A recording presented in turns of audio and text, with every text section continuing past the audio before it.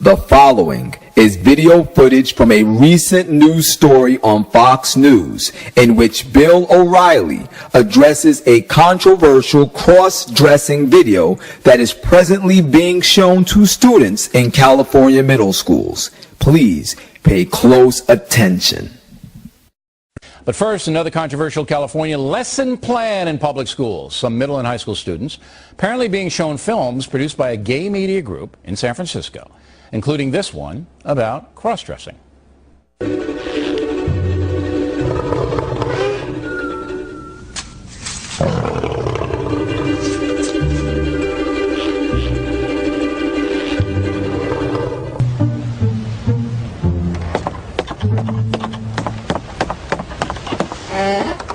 It was an itsy-bitsy teeny-weeny yellow polka dot bikini that she wore for the first time today. An itsy-bitsy teeny-weeny yellow polka dot bikini, so in the locker she wanted to stay. Brilliant. Joining us now from Charleston, South Carolina, Fox News analyst Margaret Hoover. And here in the studio, Fox and Friends co-anchor Gretchen Carlson. You know, people who live in other parts of the country, and they're going, are you kidding me? We're not kidding you, ladies and gentlemen. California public schools, all right? Here's the plan. Students sit there. Here it is. Now, I guess it's the tolerance thing again, right? Oh, come on. Well, that's why. That's how it's being marketed. Okay, but let's walk through it. It's being marketed by the California public school authorities as teaching their students to be tolerant of all lifestyles, including this person wearing women's clothes. He's a guy. Right. That's what the intent is, correct? Well, the problem is, and first of all, nothing against gays, lesbians, or transgender people, but there's a time and a place for everything. And I do not believe the time and the place for a child to learn about this is elementary school, middle school, even yeah. middle school. Middle school. And number one, the time and the place should be for the parent to tell the child about these specific things if they so choose. Why is it always that the parent has to opt out of these particular programs at school? And by the way, in this California case, the parents didn't even know about these videos. Yeah, they just dropped down the kids. Can you imagine that? If you're, I don't know how you'd feel about your kids seeing this at school without your knowledge, but I would be outraged. Well, I'm not happy about this at all, Hoover, because again, it's a social engineering project in the public schools. The parents don't know about it. I don't want cross-dressers to have a hard time in their lives. I certainly don't want any bullying of gay people, and I think it's a problem, and I think it has to be addressed by the school authorities. But you're basically social engineering. You're not teaching anymore. Am I wrong? Right. No, you're right. And also, sexuality studies has no place in an elementary, middle school, or high school curriculum. That's like an elective in college. This is not to be taught in our public schools. But they have sex ed all day long in public schools now. They have sex ed all day long. Right. And you know what?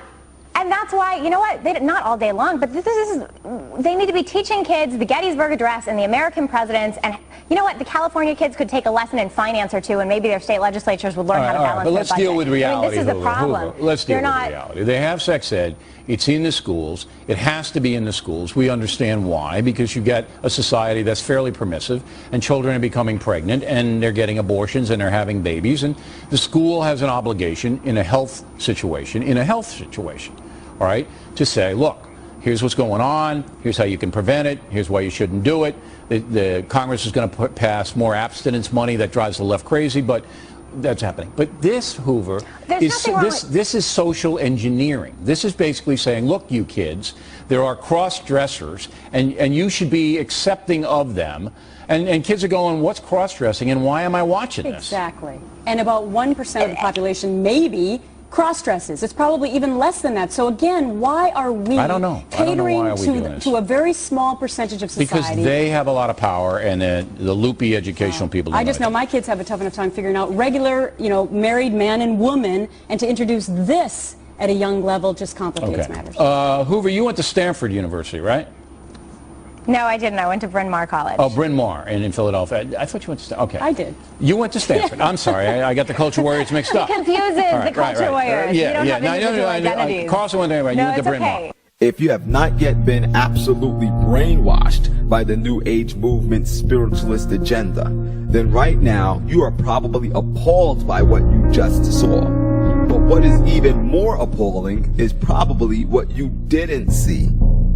If you sided with the comments made by Bill O'Reilly, then unfortunately, my friend, you've just been duped.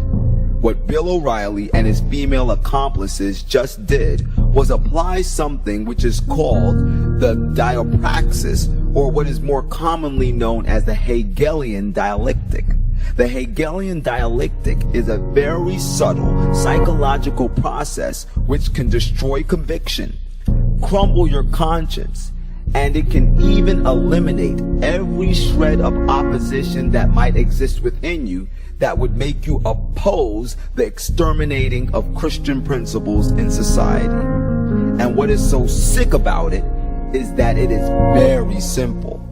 It is a process which involves 3 phases, which are thesis, antithesis, and synthesis. The first phase of the Hegelian dialectic is simply presenting the thesis. A thesis is simply the ideologies or the beliefs of a group or of an individual. After this phase is completed, then phase 2 begins, which is the presentation of the antithesis. The antithesis is a completely opposite view from the beliefs or ideals presented in the thesis. This is done to confuse the thoughts of the dissenter or the target group. Then, when phase 2 is completed, phase 3 is initiated, which is the presentation of the synthesis. The synthesis is a compromise between the 2 radically opposed ideals or beliefs that were presented in the thesis and the antithesis, which brings about a completely new belief system. A completely new belief system which is more than readily accepted by the dissenter or the dissenting group, because it relieves the confusion that was on their mind, and unknowingly now they compromise their own belief system. This process is then repeated a number of times until the dissenter or the dissenters finally give up and accept a new belief system without any more dissent at all. And this is the process that the occult New Age movement is using to destroy Christian principles, Christian values, and to initiate in our society values that are wholly demonic and corrupt in their nature. Now, let's revisit O'Reilly's cross-dressing story, and I'll show you how O'Reilly is an absolute pro at applying the Hegelian dialectic.